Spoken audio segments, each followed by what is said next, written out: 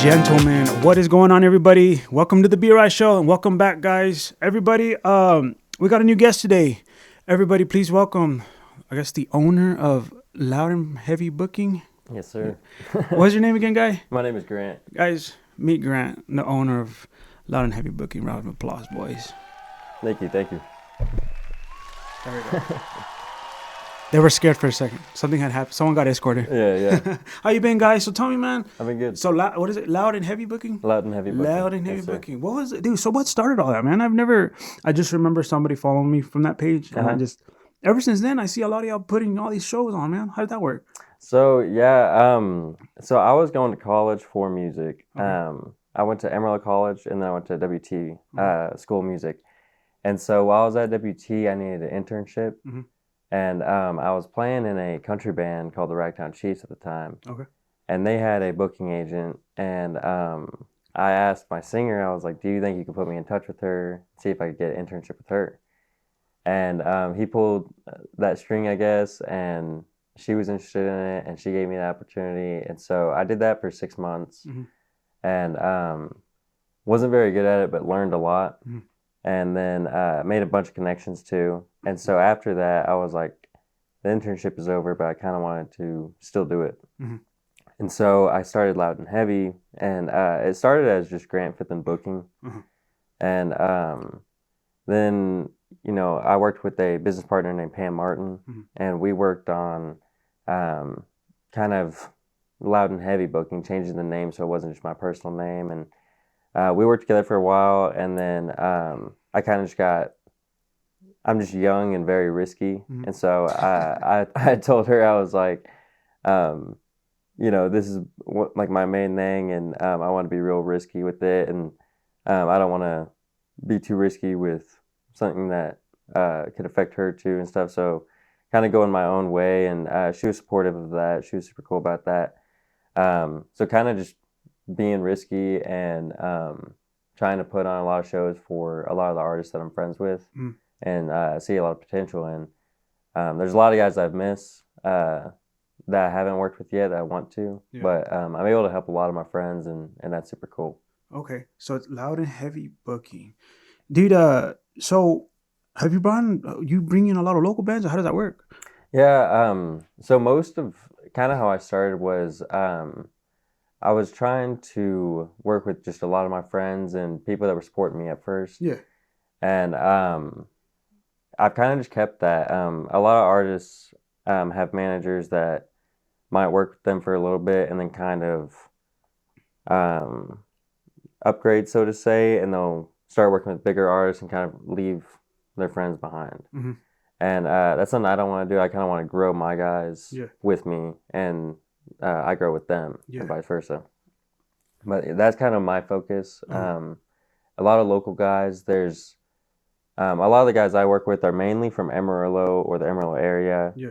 And then there's a band I work with from Lubbock called Lost Mine Lumber Company. Okay. And they're legit. They're super cool. Wanted to shout them out for sure. Okay.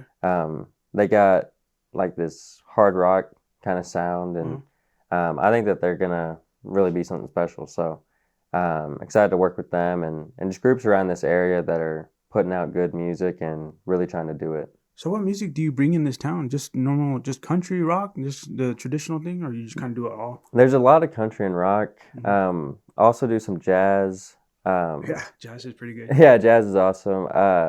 Just doing kind of a little everything: metal, country, rock, jazz. I've helped a little bit in the rap scene, but not as much as I want to. Yeah. There's an organization called Rap Amarillo that's really good with that. Oh, okay. And so they usually, when I have to work with rap people, I use Rap Amarillo, and they help me out. So okay. But yeah, just trying to be a friend in the music scene, and kind of all these little niche scenes, just kind of support them, and they all kind of need little different things, and have a whole different fan base and all sorts of stuff like that. You know what's interesting, dude? Bringing this up, these past couple of weeks, I've been asking people about that. So when it comes to booking people, I didn't know there was like a little process to it, but I also didn't consider like there's a there's a good side to it and there's a bad side to it. You know what I'm saying? Yeah. And I didn't know that. So for example, it gets risky, doesn't it? You know what I mean? Yeah. Like you bring someone, and is that how you do it, right? They'll call you, Mm-hmm. and then they'll be like, hey, you know what I'm saying? We want to get on the show. Can you help us out? Is that what you do, right? And then you're like, yeah, Yeah. let me reach out to certain venues. That's how that works. Yeah. It's a lot of artists reach out like that, Oh, okay. and then a lot of venues will reach out and they have empty dates that they want me to fill. Okay.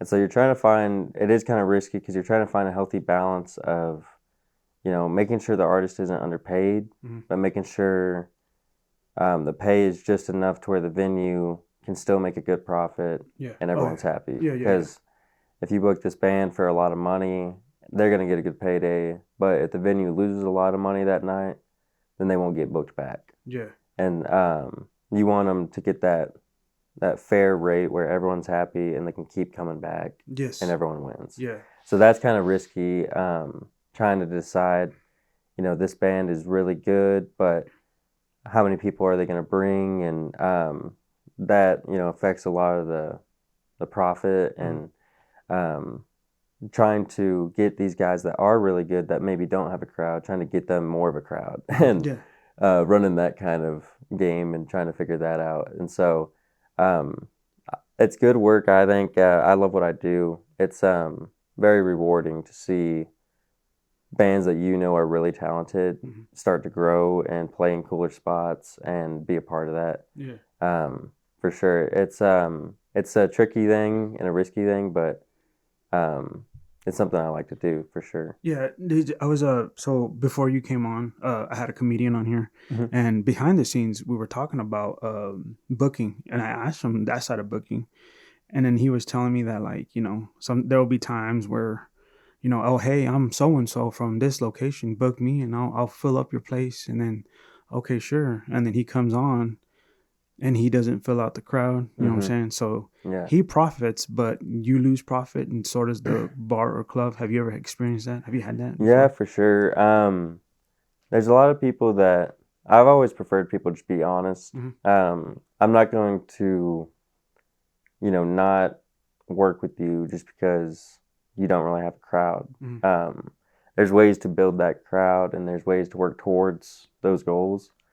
But there are some people that will kind of buff up their numbers a little bit, and it doesn't pay off in the long run. That's the thing. It's just because you might, like I said, you might get good payday that first time, but then they might not trust you after, and you're not coming back, and they're not working with you anymore, and that kind of thing.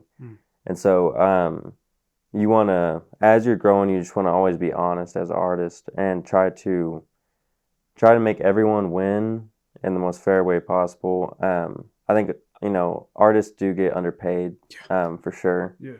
So I'm trying to do something about that as much as I can, but we have to get the fan base bigger, and so that it's just undeniable. It's like, hey, these guys are bringing 100 people every time they come. They need to be compensated for that. Then it makes a lot more sense. And it's a lot easier to do, and the artist kind of has the power. But if the artists are relying on the venue's crowd, then for example, some spots in Fort Worth have a really good just home crowd kind of shows up, and they can afford to kind of pay people really low, and they just know people want to play in front of that crowd. But we could kind of put it in the artist's hands, and if they're bringing all this crowd instead of just the venue bringing the crowd, they can charge what they need to charge, and the venue will make money off of alcohol sales, and everyone wins. And so trying to find good ways to do that for everyone where it is fair. Doing shows with lots of bands, it's hard to get everyone paid well. So trying to figure out ways to do that, grow fans. But I think we're seeing some success for sure. Yeah. It's just I didn't know this because, like, here, of course, it's Amarillo, so we're not super on the map, but we're all trying, because I'm also trying to do my part in helping out comedians. I'm trying to help the EDM scene, and I'm also trying to just whatever talent out there that I'm trying to help out too. The thing is that all of these people that they've told me, I asked them about, the booking part, and they all told me, and it makes sense. They all get paid under $100 is all. Mm-hmm. That's what, I don't know if you have those that. I understand bands get a little bit more because it's per person, but the people I work with, it's always under 100. But it also depends on the venue. The bigger venue, the bigger the people. Mm-hmm.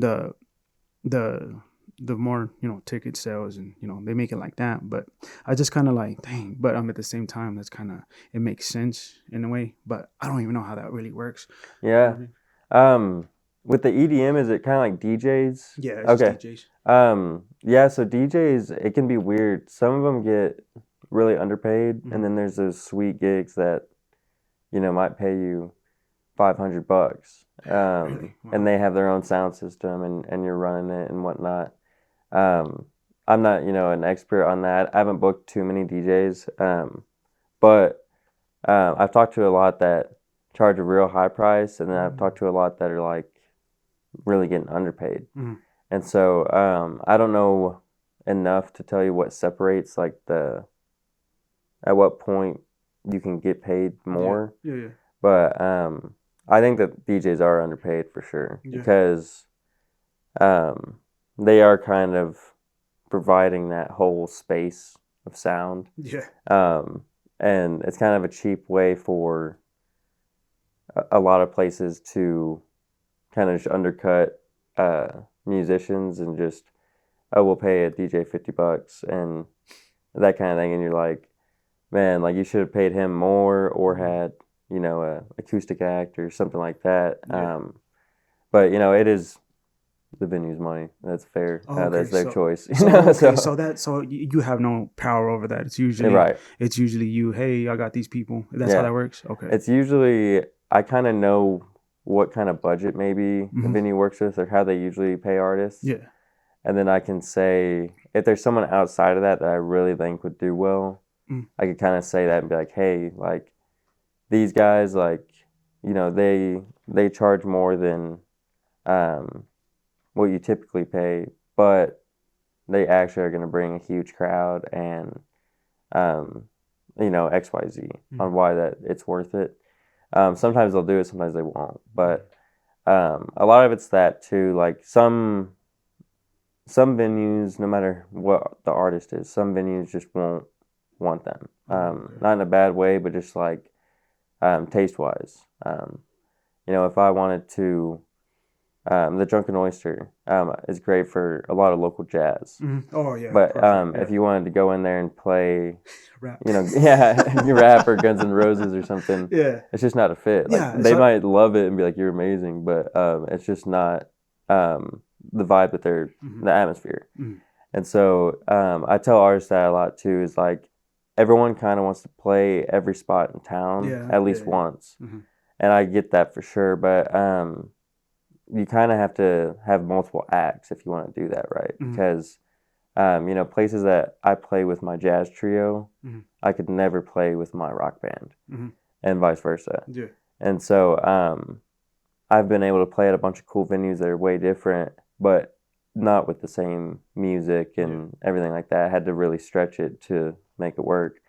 But yeah, like telling artists a lot that you don't have to play every venue. Play the ones that want you. I know that's kind of common sense, but play the ones that are going to want you back, and then build those up. That's a lot better than just trying to play everywhere once or that kind of thing. Yeah. And so if a venue's not really responding, they're either busy or maybe it's not their vibe or that kind of thing. But a lot of times they are just busy. Just give it a minute. But as you can imagine, they'll usually put like a booking email or something. Oh, okay. And so there's hundreds of DJs and bands and artists all emailing that. So sometimes it's just hard to go through all of it. Yeah. So there's guys sometimes where I might miss their email for a month or something like that, and then finally get back to it, and then I can help them. But you just get a lot of them, just because it's a very competitive field. Everybody wants to work, huh? Yeah. Like everyone's like, hey, can you help me out? Can you help me out? Can you help me out? But everyone wants 100 shows a year, Mm. about 2 a weekend or something like that. And so it gets kind of crazy because you're trying to help everyone you can, but every time you help someone too, you're like, this is just one show. Like, Yeah. I know you want 100. So just trying to kind of work around that, and just, it's kind of weird. But it's kind of a chaotic industry. Yeah, no. But just trying to help people is rewarding for sure. Have you ever booked a festival yet? Have you ever tried one yet? So we've booked a couple, just like kind of one artist at a time into a festival. Mm-hmm.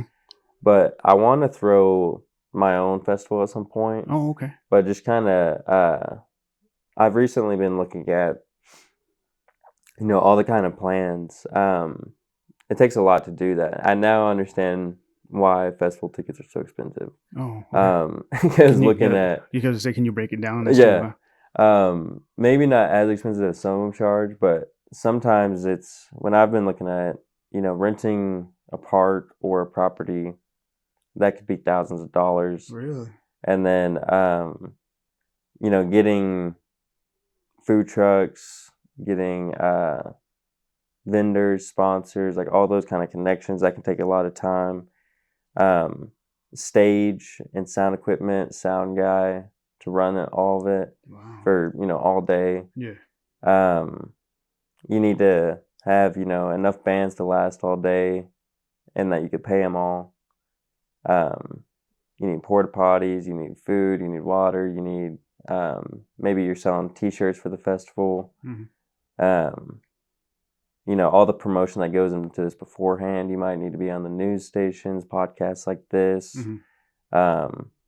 Newspaper, like all that kind of stuff. Yeah. It gets pretty expensive. Wow. But very risky. But I kind of like that kind of stuff that's very risky, and so I've been kind of looking into it because I think Amarillo has some awesome festivals. Oh yeah, yeah. I think Hoodoo is awesome. Mm-hmm. June Jazz is awesome. Yeah, for sure. Yeah. Jazztober, jazz. There's a bunch of jazz stuff that's really cool. Yeah. Bad Magic is super cool.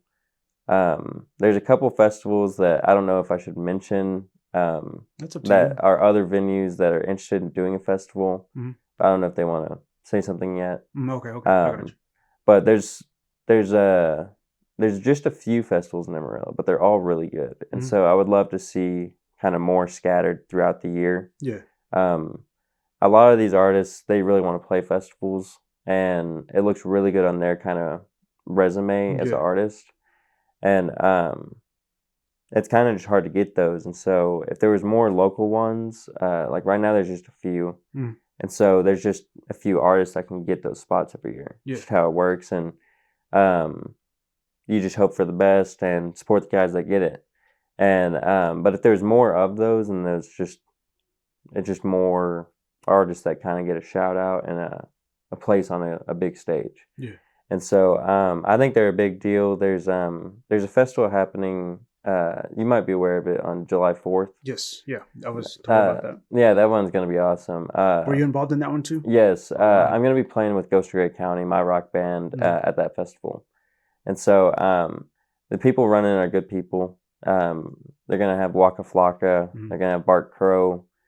A ton of Amarillo bands, rappers, DJs, comedians. It's gonna be, a big deal. I think there's, somewhere between 2 and 4 stages, and just kind of a huge block party for the 4th. So I'm super excited about it. There's gonna be more details at post, but I believe it's the Facebook page. I believe is Get Loud Texas, and so shout out to those guys. But yeah, just more festivals and more of these spots like the Lumberyard and Canyon that they're having. They had Kansas and 38 Special. Yeah. And 38 Special had to cancel last minute due to sickness. Oh, okay.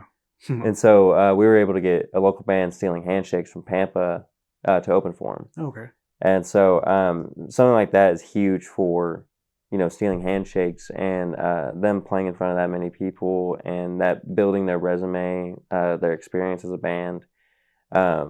It's so important. And, there's certain times where certain bands like this, I would say a few off the top of my head that have opened for a really cool band like that. Mm-hmm.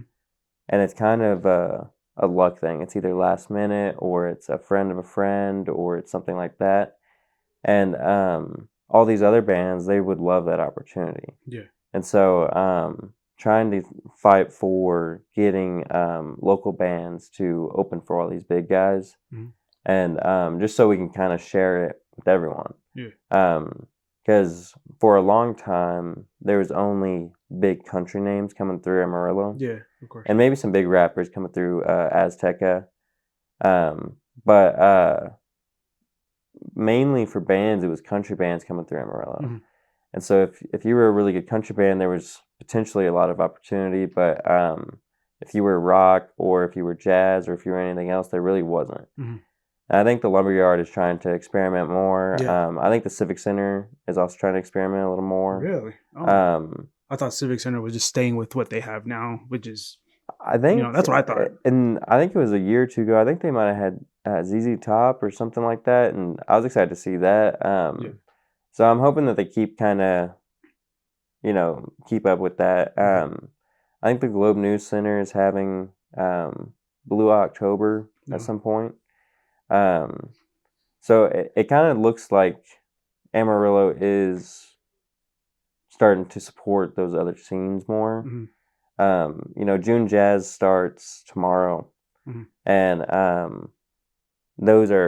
that's a huge thing. As a agent myself, looking at that as a jazz festival that happens on a Tuesday, and seeing how many people come out to that, is so impressive. I'm like, if you had a jazz concert on any night of the week, it's hard to get 100 people there. Yeah. But they're bringing in 1,500 people out on a Tuesday, and so and Amarillo College, or is this something different? Oh, that's Amarillo College. Yeah, so Amarillo College every Tuesday. What time? Because I'm probably gonna go. It's evening. I think I would guess 6 or 7. Okay. And I think after each, I think they're gonna have 2 bands each time, mm-hmm. and I think after each of the 2 bands, each week they'll have a jam session mm-hmm. of some sort. So it'll kind of be an open jam, I believe, where a bunch of musicians in the community kind of just all jam together. Mm-hmm. And so it's kind of just one big kind of concert. Yeah. But it happens every Tuesday of June. Food trucks out there. Really? Great event, honestly.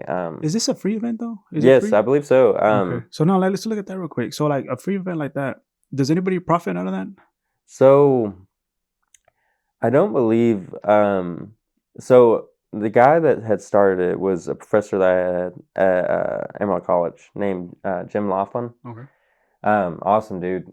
He's been doing it for, I think this is the 30th year. Wow. Okay. And so he was telling me, the first year there were 6 people, mm-hmm. and they just done it once, and they're like, "I should do this every Tuesday." And so they did it every Tuesday of June, and then it kind of just became this thing. And he worked real hard at promoting it and all that. But I think mainly it's just sponsors and through a mix of sponsors and maybe some sort of merch or something like that. I don't know, but they're mainly just trying to pay the bands. Yes. Right. And so that's what I love about it. I think that's one of the reasons it's done so well is, they weren't looking to make, all this money off of it. Mm-hmm. They were pretty much just investing that back into it. Yeah. And so I think it's a super cool thing. This year they have a lot of local people on it. And so, and I think it's their first year ever having 2 bands each show. So just more music, more locals performing.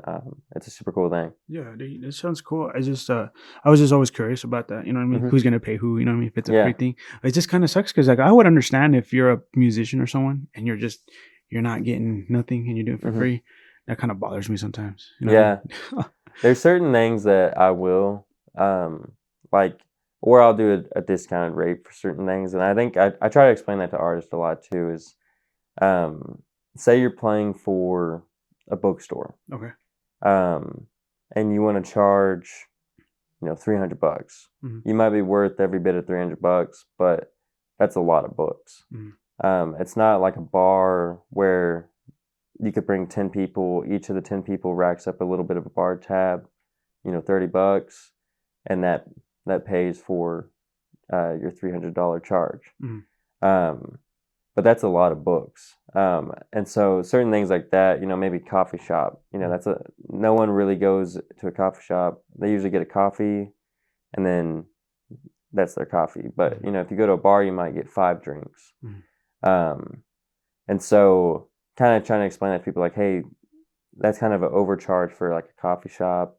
You're worth that, absolutely. But just kind of put it into their perspective, like, you need to bring a ton of people to make,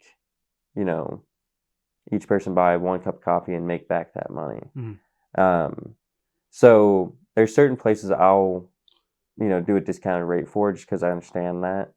And then certain charities, like we did a cancer benefit. Mm-hmm. We do an animal benefit. Mm-hmm. Did a benefit for a friend of mine that passed.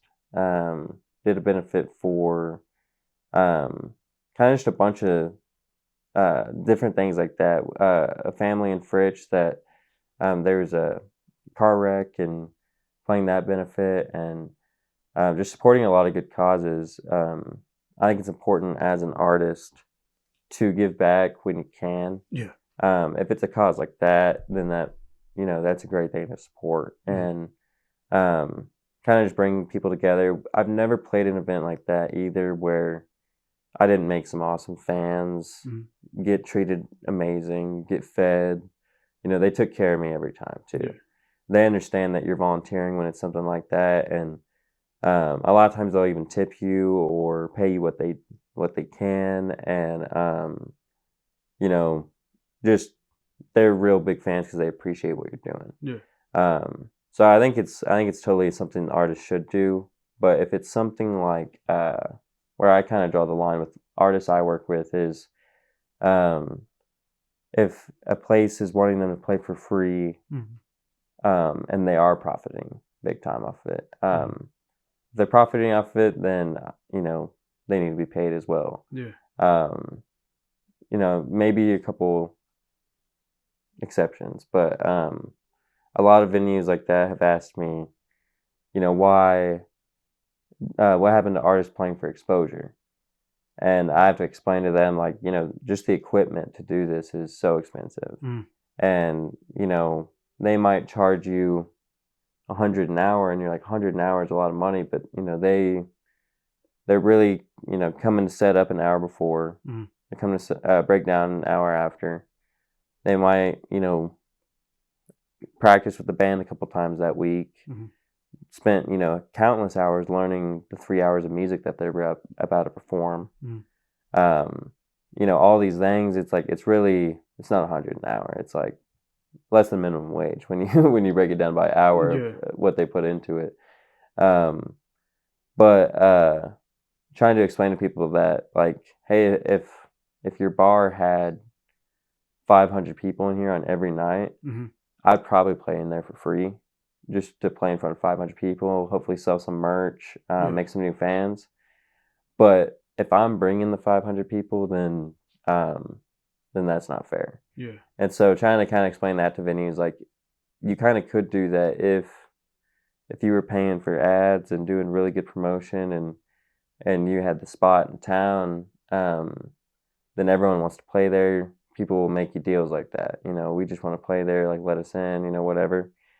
But if they're bringing the crowd every time, then just pay them what they need to be paid, and do something that's fair for everyone. There's certain venues that I work with that are amazing. Yeah. They pay the most they can, and it might not even be much, Mm-hmm. but they'll pay the most they can. And so it's like they might be in a small town, and it's like, hey, we aren't making all this, money, but with the money that we do make, we're paying the artists as much as we can. Mm-hmm. and we're still having live music, and we love that we do that. And then on the other hand, you have some venues that might be making tons of money, and they're really underpaying artists, and they're really not supporting music. They're just kind of trying to profit off of it. Yeah. And so trying to find the good venues that I really trust and really want to work with has been a good thing too. Because there are some venues that I think there's less of them than artists want to believe. A lot of people complain about it, but there are some venues out there that are ripping people off. And can't stand it. But the good side is there are some venues out there that are they're doing more than you think they are. Like they might be struggling, and they're like, we don't want to stop having live music, and they fight for it. So I'm like, I respect that so much. Hey, but isn't live music, isn't that good for business? Because I every time I go to, like, for example, 6th Street, when I go see anything that's live music outside, there's always a large crowd. Isn't live music good, for business? So it can be, for sure. The problems with live music, the reason every venue doesn't have live music, every restaurant or whatever, is there's these things called PROs, performing rights organizations. Okay. In my opinion, some people may disagree with this. In my opinion, I think that they were set up with good intention, but did not turn out right. So, like, the intention of them was to pay artists when their songs were performed. So, if Taylor Swift wrote a really good song and I went and performed it everywhere, she gets compensated a little bit for that. And so that's a really cool thing. It gets artists paid when their songs are really successful. But how it kind of turned nasty was you kind of, in order to do that properly, you would have to accurately report every song that was ever performed at every show, and no one does that. People do that for bigger shows, bigger festivals. There's probably a limit where it's required, but for all these small, shows that maybe 500 people or less, it's not done. It's not really reported, and so they kind of guess, and then they might just say, we're guessing that 20% of this goes to Taylor Swift. And there's actually a lot of people that are being covered that aren't getting paid because they're just kind of guessing at that point. And these organizations, they kind of pick on a lot of venues, a lot of small venues. I think that they should be, any venue that's having less than 500 people should be kind of left alone, just to help grow music scenes. But that's just my opinion. But they kind of pick on all these venues, and they'll figure out they're doing live music and have all these charges, and they'll say, this fee is for ASCAP, which is one of the companies, and a lot of people are registered through ASCAP for all their music. And but then there's also BMI, and there's also CSAC, and there's also I think there's more now, but those are kind of the three main ones. And so in order to have music at your place, you kind of have to pay all of them, because some artists do it with this, some artists do it with this, and so you can't really just choose one. So then they're paying all these fees, and then on top of the fees, they're trying to pay the artists, and so it can get really expensive. And so I think, what I would love to see is if somehow the PROs either, I don't think anyone wants to report their set list and the list of songs, so I think the best way would probably be, hey, if your venue has less than 500 capacity, maybe just a flat fee, $150 a month or something, and you can have live music, because that would boost the music scene. I think every venue under 500 capacity would all of a sudden start having performers, because it would be a lot more affordable and a lot more simple than what it is now, where a lot of them just don't even want to mess with it. So I was just going to ask you, so whenever a band performs in front of everybody, right, and just like a restaurant, right, they have to report that. That's what you're saying, right? They have to report the music they're playing. So not really, but what I'm saying is that they should, Oh, okay. because what it was set up for was to pay the people that their music is being performed, even if it's not by them, which is cool. Yeah. But they don't. Like, we have friends that have done our music live, Yeah, and yeah, we've done their music live. We don't get a check yeah, from that. No one knows that they covered us and we covered them. Um, it kind of just goes to these huge artists, Mhm. kind of the same thing like Spotify's doing, where Spotify had said, if you're an artist that has less than 1,000 listeners, Mhm. then all the money made just goes to the bigger artists. Mhm. And I'm like, that's super messed up. Like, Mhm. they're doing fine. These are small independent artists that 1,000 listeners is so many listeners. Yeah. People don't realize that. Like, 100 listeners is a lot of listeners. It's hard to get to that point. Yeah. And so it was just, it made me real upset when I saw that, because I Mhm. was like, all these guys I work with, probably 80% of them don't have 1,000 listeners. Yeah. Probably more than that. And so just seeing how hard they work and knowing their money is just going to go to, Zach Bryan, or, even if they're a great artist, I like Zach Bryan, but And these aren't covers, right? These aren't covers at all. These no, are their these music. these aren't covers. Yeah, Spotify had said that if you don't have 1,000 monthly listeners, then that money made from your streams is just going to go to I wonder why. That's something else. And yeah, and dumb. I'm Yeah. like, they kind of just undercut everyone anyways. Mhm. And so now they're undercutting everyone, and then now it's kind of just, if you're below 1,000, then you don't make anything, Mhm.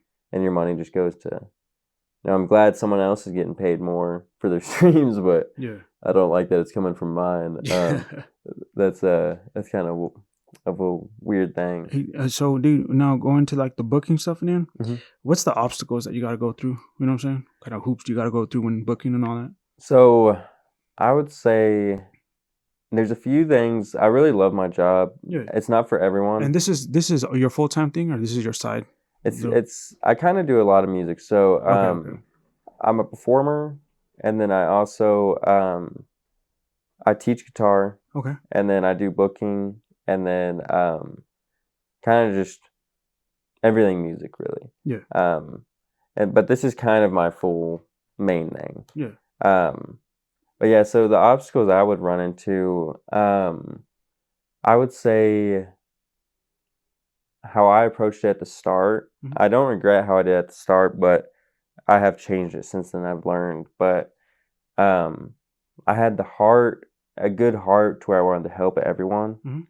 And what ended up happening is, as a booking agent, it's almost like you have a sign that says like, I can make you money. Yeah. And so every artist is interested, which is awesome. Like all these awesome people have reached out, and I've been super humbled by that. Mhm. But it's very overwhelming too at the Yeah. same time. And so kind of learning, like, hey, it's a really good thing to want to help everyone, but if I want to help everyone, then I'm not going to help everyone well. Mhm. I'm just going to be able to help them once a year or whatever. And so trying to find more of like, okay, who really appreciates the work, Mhm. who is taking this really serious and really needs an agent. A lot of the people I've worked with, I love to death, and they're the most amazing musicians. They do like these cover bands that are phenomenal. Yeah. But they really love to play in town. It's kind of a hobby. They don't really want to go outside of town and go on tour, release stuff on Spotify. They're kind of just playing music they love with their friends, and they just happen to be really good. Yeah. And I'm like, those guys, they don't really need an agent. They're so good. Everyone knows them local. And there's lots of bands just like that. Really good local bands that are like, they're not interested in all that. Mhm. And I'm like, they don't really need an agent. Like these guys that are releasing music videos, trying to tour, trying to hop on big shows like festivals. These guys are willing to all take one van and go to Washington or something to play a festival. Like they're about it, and they really are hungry for it. Yeah. those guys are the guys that really need this support, and I was only able to really help them once a year or something.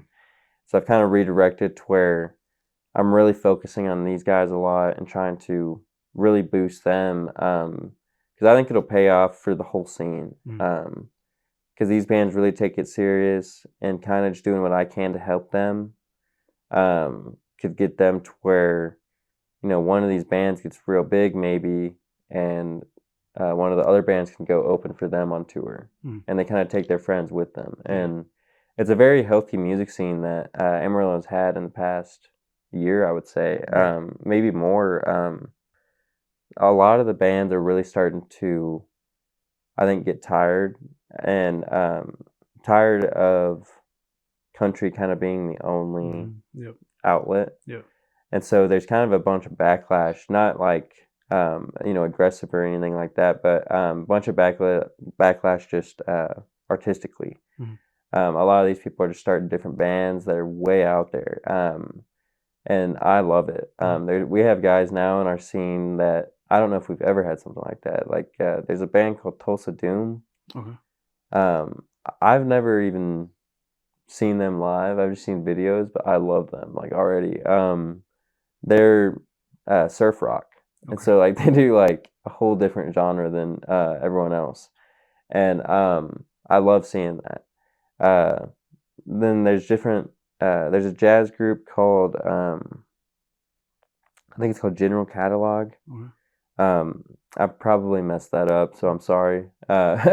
But they do video game kind of jazz music. Oh wow! And just different unique things like that. Different people are using looper pedals, and different people are doing duos and trios that used to not really be common.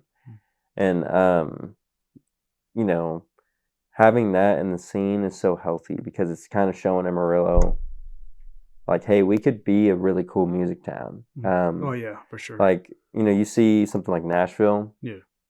Everyone knows Nashville for music. It's it's been that way for decades. It's historic.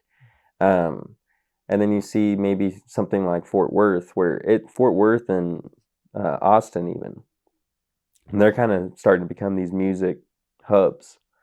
And I think Amarillo could be a great spot for that because even geography wise, it's right at the top of Texas. You're going through I-40 or I-27. If you're going from LA to Austin, that's a great stop. If you're going from New York to Austin, it's a great stop. If you're going, all these different routes, it's right there. We just need more support for it. That's the main thing is we have venues that can support huge names. We have really good radios. We have good promoters. We have professionals really in every part of the industry. It's just if we could get a lot of the fans out there, then we could do it all the time, and it's a big deal. I think the Lumberyard's pushing so much for that. I think the city's doing a lot more. They're starting to do the Route 66 Festival, which happens, I believe, next week. Oh, okay. That's a super cool thing. I wanted to also plug the Visit Amarillo people. They're awesome people, and so wanted to shout them out. But yeah, so they'll have. I think they might have some blues. I think I might have seen that Andy Brown will be playing there. Okay. Andy's a super cool guy. But yeah, just it seems like the city wants it. It seems like there's a market for it. It's just trying to get people to support it. I've always said that there's 250,000 people in Amarillo, about 250,000, and most of the local bands have to fight to get 200 people to a show. And I'm like, most of these guys should be bringing 500, 700. Like they're really that good. And a city as large as ours, even statistically, so many of these guys, like if everyone in the city heard their song just once, then they would have a huge chunk, thousands of fans immediately. But it's just trying to get all these people in the city to listen to their music. Because I think a lot of people would support it. I think a lot of people come out to these shows and they realize like our local bands are actually pretty good. And they're kind of surprised by it because they kind of think of maybe an amateur like mixtape or um, the stigma kind of behind SoundCloud rap and stuff like that. Like there's some SoundCloud rappers that are killer. And then, but everyone kind of, when you say SoundCloud rapper, everyone has that stigma, just kind of like they do with local band. Yeah. You say like, oh, I have a local band, and they're like, they kind of automatically think that it's going to be horrible. They're like more surprised than impressed when you're good. Yeah. Real quick, guys, we're gonna go to break, and then we'll take our sponsors. Sure. This video is not sponsored because I still don't have a sponsor. I don't even know how to get a sponsor. My guy, I just wanted to ask you, since you're a booking agent, man, what is a booking agent to you? You know what I'm saying? What is that to you? You know what I mean? I think a good booking agent to me is someone that really cares about your career and is trying to grow you as an artist as well. And so I think there's a lot of things that booking agents do that is kind of what their job is. And then there's so many things you can go the extra mile on and really try to take care of people. I think it's a big thing to actually look at an artist, look at their socials, look at their videos, see them live, and try to decide what does this person need. And everyone is so unique, and so a good agent is just someone that is trying to tailor that. And so you kind of have to have a lot of connections because your rock artists that you love working with and your country artists that you love working with, there's a few venues that will work for both, but not every one of them. Yeah. And so you have to have these kind of that intuition to look at it and say, look, I know these guys want to play at this club, but it's a rock club and they're too country for it. Let's find them somewhere similar that does want country and get them working in there and being able to help them grow. Like a lot of agents kind of look at you as an artist and they see you at a certain point. And so they might see you and say, he's pretty good. He's worth $200. And so they remember you as a $200 guy. And 4 years down the line, you're still a $200 guy. And so a good agent, I think, is someone that is intentionally working with you to grow that. And so they might say, hey, like, I think right now we can book you at 200. I know you're worth more than that. We're going to try to get you to 300 by the end of this year at different spots. And, what cities do you want to play? And, like, what support groups? Like, oh, you used to live in Dallas for a little bit. Like, do you still have friends there? Like, that would come to your show if you played. Trying to help them build that fan base in other markets and helping them promote. I think that's a big deal. I, as a musician myself and an agent, I've been able to see both sides, and there's sides where there's nothing wrong with an agent that doesn't promote at all. But when one does, it's really appreciated. Yeah. And so I think stuff like that is just super important for being an agent. It's kind of that intentional help. And so I've learned a lot. Like there's probably a lot of people maybe listening that are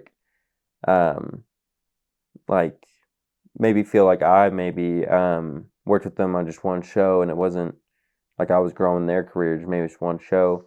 And I still had that intention and stuff. I was just kind of spread so thin that now I'm kind of trying to work on evolving as an agent to work more on growing certain artists' career and doing that kind of work. So yeah, it's kind of always evolving for me. If you ask me a year from now, I'll probably have a different answer. Yeah. But yeah, that's what I would say is a good agent. Okay, dude. I appreciate that. Dude, so if you can tell me, what's your proudest moment as being a booking agent and all that? What's the proudest, you know what I mean? You can name a few if you want, or one of the ones that you just kind of in your mind, like, oh, this is a success. You know what I'm saying? Probably the one that happened recently. I was kind of talking about it a little bit earlier. With Lumberyard, when the 38 special had canceled, Okay. I'd gotten a call from Lumberyard, and they had said, so I guess I'll back this up. I'll give a little preface to this. So I play with a band called Ghost Ray County from Pampa. Mm-hmm. And one of our, best band friends is Stealing Handshakes. Awesome guys. We love them to death. Yeah. And they're also from Pampa, also a rock band. And so we play a lot of shows together. And their lead player and them had split ways. And they were playing this weekend of shows. They played the Bad Magic After Party at Golden Light on a Saturday. And then the next day they were going to Dallas to play a Sunday show. Mm. And so it was a huge weekend for them, and I was like, yeah, I can fill in for you guys on guitar, and we'll make it happen. And so that was the plan. Yeah. And Saturday morning, we're practicing for this Golden Light gig, and I get the call from Lumberyard, and he's like, hey, all this stuff's going on. I didn't even know that 38 Special canceled. He was just like, we need an opener tonight. Can you get a band? And I'm like, when do you need to know by? He's like, I need it confirmed in 30 minutes. And I'm like, oh, no. And so he's like, I'm like, country or rock? And he's like, a rock band. And I'm like, okay. And so, I hang up, and I'm in the room with Stealing Handshakes. And, we just practiced a little bit. We're still in practice. And I'm like, can you guys do me a favor? They're like, what? I'm like, can we go open Lumberyard? And they're all, of course, excited, and they're like, yeah, they were like, are you comfortable with it? Because I had never played with these guys before. Yeah. And so I was like, yeah, let's do it. And so they were like, hey, can you call him back and ask him if we can practice real quick and then head up there? And I do, and he's like, no, we kind of need you like right now. And I'm like, all right. And so we just went up there, and we set up. We did a great show. There was, I think, 2,000 people there. It was, like I was saying earlier, it was such a great opportunity for handshakes. I was so happy for them as, an agent that works with them is, they deserve that so much. And if you know them, great people, great music. They have a super cool music video out. I think they're so underrated. And so I love seeing that they had that opportunity. And I love that the Lumberyard got them that opportunity. Yeah. Really appreciate the Lumberyard, thinking of me to help them. And, I was glad I was able to help Handshakes. It was awesome for me to play that show, but I felt like it was more cool to watch Handshakes play that show, the rest of the guys, because I was like, they deserve this so much. And, for instance, my band had an opportunity where we got to open for Hinder. Yeah. Oh, wow. And it was a super big opportunity. We were kind of just lucky on it. And I remember a lot of bands that we were friends at the time were like, how'd you do that? How'd you do that? And, it kind of hurt me to just be like, we were just lucky. Yeah. Like, I can't even give you good advice, because it was a friend of a friend knew the right person and made it happen. Yeah. And so it was a thing where I was like, man, I wish I could help all these other bands, because like that was such a big deal for us. Yeah. And it helped us since. And so seeing that finally get them their flowers was awesome. Yeah. So that was probably like my proudest moment recently, for sure. Okay. So yeah, because I do remember that was just kind of blowing up on Facebook. Like, hey, I already got my VIP. I saw that. I was on. I forgot where I saw it, but I saw it on Facebook somewhere. Yeah. And I was like, man, so you're the ones, your band, or that band, your band, or the band, who opened up for? So it was supposed to be Kansas and 38 Special. Okay. 38 Special had shown up, and their singer was sick. Okay. And so they had to cancel. Okay. A lot of people were upset, and I totally understand. I don't know all the details, but I do know that there was a sickness going around the crew. A couple days later, Kansas had canceled their show, so they were sick too, I guess. But it was very last minute. Not the Lumberyard's fault. They did everything they could for it. We put on the best show we could. A lot of people loved it. A lot of people, it was a lot different than, we weren't 38 Special. We are a different genre. I say we, but I mean Stealing Handshakes. And so I can understand why, some people might have been upset about their ticket and whatnot, but it was one of those things that was just, Lumberyard probably didn't even know until, that morning. Yeah. Or for sure that morning. I know that 38 Special was there that morning, and so Dude, so stuff like that happens though. So okay, so now let's say like the stuff like that happens. They call you, right? And then they're like, "Hey, can we get a show on?" And you're like, "Yeah, sure." You find a venue, right? Mhm. And this is how it works, right? That's the process of actual booking, right? How I'm describing? It's kind of a mix. It's Okay. it's Okay. kind of what you're saying, and sometimes it's a venue like backwards. A venue says we have someone that we need a band this Friday, Uh-huh. and so sometimes you work backwards, and the venue talks to you first, then you find a band, and Mhm. sometimes a band talks to you, then you find a venue. Okay. It's kind of weird. So now let's say pretend I'm a musician. Okay. And then I was like, "Hey man, can you give me a spot, man? I'm open whenever." You say, "Yeah, sure. We're gonna go to this spot." You talk to this spot. "Yeah, let's bring them on." Okay, now I'm booked for this show. Do I get paid before or after the show? It's usually after. After. So usually, how I would do it is, most shows I would say Mhm. will either pay you cash or check Okay. right after you're done. Okay.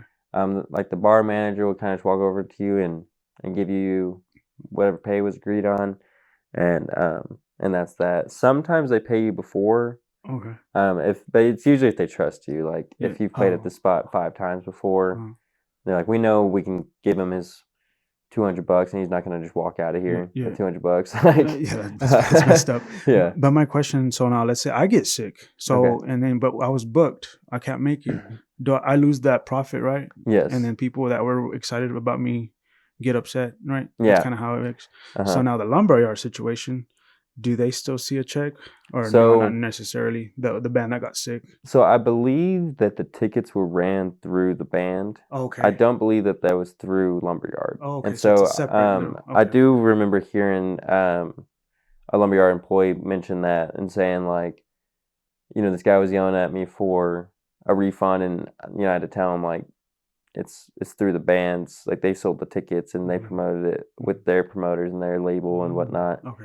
And so sometimes it can be that way, but it's never like that. Usually, what it ends up being is um, the venue always feels bad, Mhm. and so I think what they're trying to do is, it wasn't really their fault at Yeah. all. But Yeah. what they're trying to do is, I think they're getting people some coupons to other shows, maybe free tickets to other shows. I'm not sure exactly. And then 38 Special, they'll have to work out a deal with them and see, say, I don't know all the details, but there might have been a deposit. There might have Mm. been some sort of term in the contract on a situation like this. And so looking at that and say, hey, maybe keep the deposit, but let's move you to another date Mm. and keep the same kind of deal. Or maybe a date doesn't work. And so, hey, refund us our deposit and we will just, call it good or whatever. But Okay. usually it should all be refunded. Mhm. And then probably people will get bonus tickets and whatnot too, just for like the inconvenience. Okay. So you don't do that kind of stuff, right? You don't do the whole ticket sales and all that. I've done it a couple times where I hosted an event and sold tickets. Mhm. I did not enjoy it. Okay. Not that I'm not going to do it again, but the way I had done it was I was kind of running the door, being at the door, doing the door charge, and I don't really like doing that. I'm not built like a bouncer or anything like that. Mhm. So um, it was just there were certain times where um, people are arguing with you or whatnot, and you're just kind of sitting there and you're just like, dude, it's $5 door charge. Like it's not that big of a deal, but um, just kind of makes it to where you're like, I don't really want to sit here for 3 hours and argue with people about paying the band. And so there's other options for sure that I'm trying to explore. Want to give a shout out to there's a company from Lubbock called Tear Stubs. Okay. And they do for a long time they've done physical ticket printing. Mhm. And now I got a text from him this morning. I wasn't able to text him back yet, but he had said he got the website running, and Mhm. so I think now he's going to start doing online ticket sales. And I think the whole goal of it, which is super exciting for all of us artists, is I think he wants to kind of be a better alternative to Ticketmaster Mhm. and things like that. They're just charging crazy. Mhm. So where you might have a $60 concert ticket, but Ticketmaster makes it 160 and takes Mhm. this huge cut. They're making more than the artist is sometimes, Yeah. and it's absolutely out of control. Yeah. So he's trying to do something where it's more like it's like an extra dollar Mhm. to buy a ticket on there, and he's taking $1 or something like that, or it's something like that. It's not much. Yeah. Um, Whereas Ticketmaster, like I said, might be taking 60 extra bucks or some huge fee.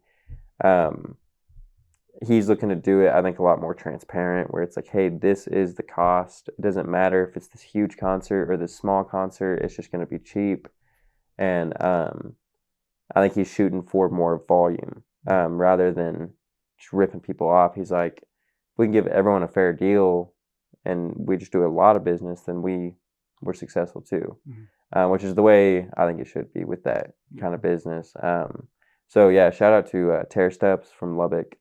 Um, good company, and so it's exciting to see stuff like that where we have stuff in the Amarillo, Lubbock, 806 area, Mhm. um, where we're starting to have a music scene. Amarillo has not always had that. We've had for the longest time there was just a few studios and um, the colleges. Mhm. And that's kind of like the music scene. And there's some performers, of course, but there's definitely a performance scene. But what I mean is, not a lot of people were full-time musicians. Mhm. Just like today, there's not a lot, but there is starting to be more opportunity. Yeah. A lot of musicians I know are now teaching, whether privately or at Guitar Center or at college, or maybe even a school. There's just a lot more people, I think, and I at least see, that are full-time musicians now. I think it's keep on going that pace. Yeah.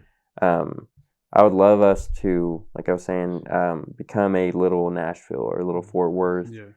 and become this hub where we not only do we have all these cool artists wanting to come here on their tours, but we have cool artists coming out of here. Mhm. Um, People can start to know, like, just like say Seattle. Seattle is known for their grunge scene. Yeah. Nirvana, I think Pearl Jam, like they had a bunch of grunge music really come out of Seattle, and it's kind of what it's known for. I'm not the expert on that, but I do know that, and so I would love to see Amarillo start to be known as, I think we have a lot of great rock bands. I think we have a lot of great jazz bands, as well as, of course, country. There's a lot of country bands, and so right now we might be known as country, but I think there's a place for all of it where we could really kind of be put on the map and say, like, oh, these bands in the rock scene in Amarillo, they're all kind of blowing up and they're really getting big, and the city's behind them, and um, you have all that support, then it's huge. But we just have to get more fans in the city Yeah. out to all these shows. Yeah. I feel you. My guy, my last question, man, before I wrap things up, bro. What's an advice you want to give for people that are doing what you're doing? You know what I'm saying? If you, Okay. Yeah, absolutely. So I would say be honest, Mhm. and don't burn bridges. Try to be fair with everyone, and try to just make the shows happen. Mhm. Um, if you always have to make money Mhm. off of every deal, then you'll have less deals. And that's okay for some people, but there's a lot of times where I've worked for free, where it was, say someone was just getting paid $100, and I just said, don't even pay me a fee or anything like that. Like I know you're worth more than this. Like I just wanted to help you, and I wanted to help this venue. Like I did it for that. I didn't do it for 10% of $100. Like keep the $10. Like it's not that big of a deal. Yeah. And kind of just being honest with people like that and being genuine has helped me the most, because I think it shows them that I don't care about the money. I have bills to pay, and I have things that cost money, but I don't have I'm not in this to just leech off of an artist or to anything like that. And I think so many artists are worried about that, and rightfully so, because it's happened to Elvis and it happened to Jimi Hendrix and it happened to all these people. And you hear these horror stories, bad contracts, bad labels, bad agents, managers, and any contract in music, you're like, I don't even want to look at it because it's like you've heard all these horror stories. And so just being the honest guy that's like, hey, like, these are the actual expectations. Like, I'm sending you to a dive bar. Like, it's not some huge, crazy place. Like, it's a dive bar. There's usually 20 people that are there. But you're a brand new artist. This is at least a gig. Like, it's experience. It's, whatever. They're paying you. As long as you're super honest. And then you can also be honest with the good shows and say, hey, this is a big deal. Like, you really need to be locked in and do a killer performance for this show. Make sure you bring all your friends. Like, you want to come back here, so if you bring a crowd, they're going to have you back. Kind of walk them through that. And after a few shows, I think that they can learn to trust you. And so that would be my advice for a booking agent is like honesty, being fair, showing support. Go to people's shows. Like try to do as much as you can for the artist that they need, because it also helps you. Like, if you want to take pictures or videos of an artist while you're watching them, that's going to also be helpful when you're trying to book this guy, because now you have videos to send to them. And so you can help them, and it also helps you as their agent. And so I would just say invest in your artist, and just like, if you treat them good, they'll take care of you. And if they don't, then, maybe work with a different artist that does take care of you. But that's how it should be. Is it should be like you're a family member of this band. Like, you should be able to go on tour with them and hang out with them, go to a hotel room, and you're just one of the guys because they trust you. They know that you're tied to each other's success and you're both on this mission. That would be my advice. Okay. All right, guy. So let's go ahead and wrap things up, man. So where can we find you at, man? Where can we find Loud and Heavy Booking and all that? So most of our work is done on Loud and Heavy Booking Facebook and Loud and Heavy Booking Instagram. Okay. We're on TikTok. We're on YouTube. We're on X. We're on Threads. Wow. We kind of just have, everything out there because we try to blast all these shows to everywhere we can. Okay. Our most active are Facebook and Instagram, though. Okay. And so that's kind of where you can find us, find updates, and find some of the bands we work with. You can also go to loudandheavybooking.com, and you can find kind of our roster of guys that we're really representing right now. There's a couple in talks right now that will be added. And then there's also a lot of people I work with outside of that, just trying to help. But that's just kind of me narrowing down these guys that are real serious that I've appreciated working with. That there's so many more, but I just, part of narrowing down is I had to pick a limit. I couldn't narrow down to 40. I had to narrow down to 10 or 20 or something. Okay.